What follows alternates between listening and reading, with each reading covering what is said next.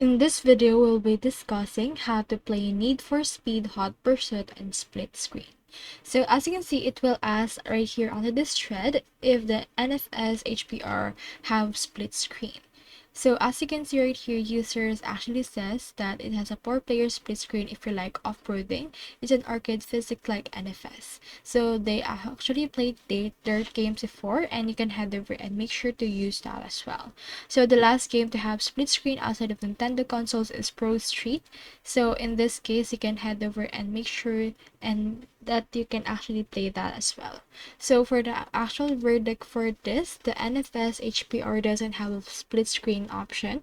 However, there are also other games that has this particular option if you would like to explore that as well.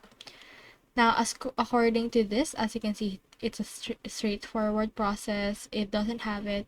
You can actually just play GT Sport, and most modern games don't have split screen anymore. So that's all there is today, and I hope this video helped you out.